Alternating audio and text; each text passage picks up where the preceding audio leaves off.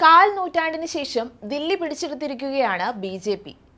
AP., BJP., Congress എന്നീ പ്രമുഖ പാർട്ടികളുടെ ത്രികോണ മത്സരത്തിനായിരുന്നു തലസ്ഥാനം വേദിയായത്. 70 മണ്ഡലങ്ങളിലായി 699 സ്ഥാനാർത്ഥികളാണ് ഇത്തവണ ദില്ലിയിൽ ജനവിധി തേടിയത്. കഴിഞ്ഞ 2 നിയമസഭാ തെരഞ്ഞെടുപ്പുകളിൽ വമ്പൻ ഭൂരിപക്ഷത്തോടെ അധികാരത്തിലെത്തിയ എ.പി.യെ ഒറ്റയടിക്ക് താഴെയിറക്കാൻ ബി.ജെ.പി. നടത്തിയത് കുടില തന്ത്രങ്ങൾ തന്നെയായിരുന്നു. തെരഞ്ഞെടുപ്പ് കഴിഞ്ഞ ഉടൻ തന്നെ സർക്കാർ രൂപീകരിക്കാൻ തയ്യാറെടുത്തിരുന്നു ബി.ജെ.പി. അത്തരത്തിലൊരു നീക്കം നടത്തണമെങ്കിൽ ബി.ജെ.പിയുടെ കുടില തന്ത്രങ്ങളിൽ അവർ അത്രയേറെ വിശ്വാസം അർപ്പിച്ചിരുന്നു എന്ന് വേണം കരുതാൻ. എങ്ങനെയും എ.പി.യെ പരാജയപ്പെടുത്തി അധികാരം നേടുക എന്ന ലക്ഷ്യം മാത്രമേ ബി.ജെ.പിക്ക് ഉണ്ടായിരുന്നുള്ളൂ. തെരഞ്ഞെടുപ്പിന് ദിവസങ്ങൾ മാത്രം ശേഷിക്കെയാണ് ആം ആദ്മി പാർട്ടിക്ക് 8 MLA-മാരെ നഷ്ടമാകുന്നത്. കെജ്രിവാളിൽ വിശ്വാസമില്ല എന്ന് പറഞ്ഞുള്ള ആ ഇറങ്ങിപ്പോക്ക് അത്ര വിശ്വസനീയമായിരുന്നില്ല. അതുകൊണ്ട് തന്നെ MLA-മാരെ ബി.ജെ.പി. ബന്ധപ്പെട്ടെന്നും ബി.ജെ.പിയിൽ ചേരാൻ അവർക്ക് 15 കോടി രൂപ വാഗ്ദാനം ചെയ്തെന്നുമുള്ള എ.പി. നേതാവ് സഞ്ജയ് സിംഗിന്റെ ആരോപണം തള്ളിക്കളയാനാകുന്നതല്ല. ജനാധിപത്യത്തിലെ ധാർമ്മികതകളെയെല്ലാം കാറ്റിൽ പറത്തിയ വേട്ടയാടലുകളാണ് കേന്ദ്ര ഭരണത്തിന്റെ പിൻബലത്തിൽ എ.പി. എന്ന പാർട്ടിക്കും അതിനെ നയിക്കുന്ന അരവിന്ദ് കെജ്രിവാളിനുമെതിരെ ബി.ജെ.പി. നടത്തിയത്. ഇത് പാർട്ടിയെ എല്ലാ തരത്തിലും ദുർബലപ്പെടുത്തിയിട്ടുണ്ട്.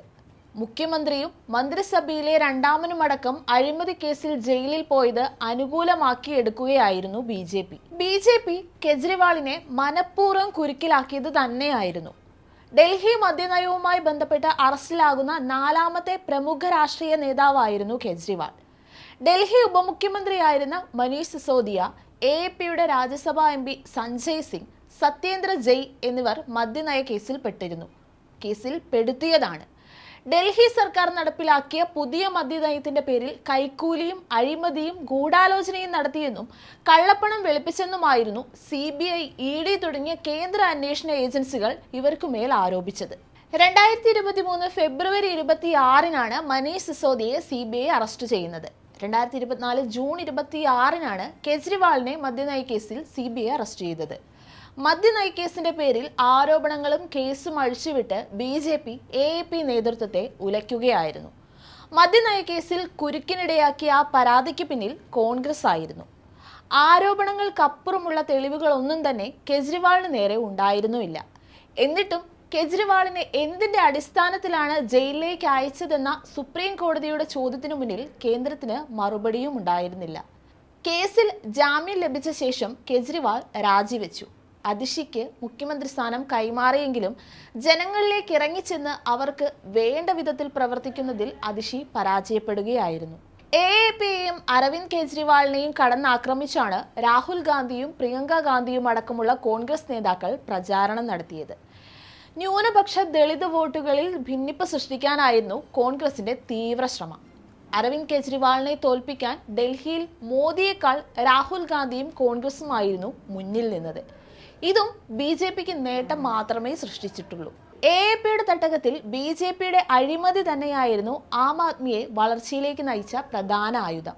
അതേ ആയുധം എ.പി.ക്ക് മേൽ അടിച്ചേൽപ്പിച്ചുകൊണ്ട് മദ്യനയം എന്ന പേരിൽ കുരുക്കു മുറുക്കുകയായിരുന്നു ബി.ജെ.പി. പാർട്ടിയുടെ വളർച്ചയിലേക്ക് നയിച്ച പോരാട്ടത്തിലെ ഏറ്റവും വലിയ ആയുധം തന്നെയായിരുന്നു അത്. കേന്ദ്രത്തിലെ അധികാരം ഉപയോഗിച്ച് എ.പി. എന്ന പാർട്ടിയെ ദുർബലപ്പെടുത്തി. അഴിമതിയുടെ നിഴലിലാക്കി നേതാക്കൾക്ക് ജനങ്ങൾക്കിടയിലുള്ള വിശ്വാസ്യത തകർത്തുകൊണ്ട് ബഹുമുഖ ആക്രമണമാണ് ബി.ജെ.പി. നടത്തിയത്.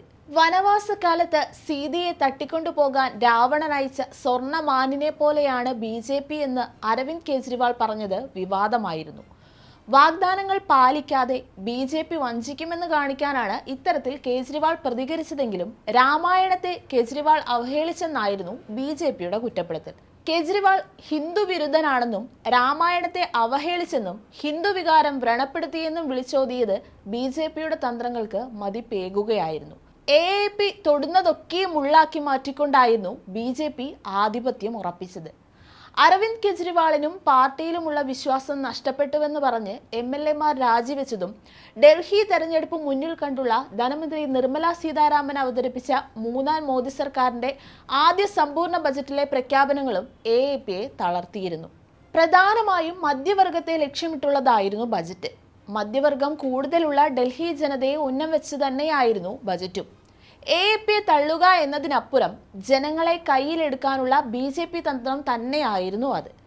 ക്ഷേമ വാഗ്ദാനങ്ങളിലൂടെ മധ്യവർഗത്തിന്റെയും ദരിദ്ര വിഭാഗങ്ങളുടെയും പിന്തുണ ആവർത്തിക്കാമെന്ന് കരുതിയ ആം ആദ്മി പാർട്ടിയുടെ പ്രതീക്ഷയ്ക്കുമേൽ കരിനിഴൽ വീഴ്ത്തിയാണ് BJP അവിടെ മുന്നേറിയത്. എങ്കിൽ തന്നെയും 62.59% പോളിംഗ് നടന്ന 2020 70-ൽ 62 സീറ്റ് നേടിയാണ് AAP അധികാരത്തിലെത്തിയത്. 2015 AAP 67 സീറ്റുകൾ നേടിയപ്പോൾ BJPക്ക് 3 MLAമാർ മാത്രമാണ് ഉണ്ടായത്. 2015-ലും 2020-ലും കോൺഗ്രസിന് ഒറ്റ സീറ്റിൽ പോലും ജയിക്കാനും കഴിഞ്ഞിരുന്നില്ല.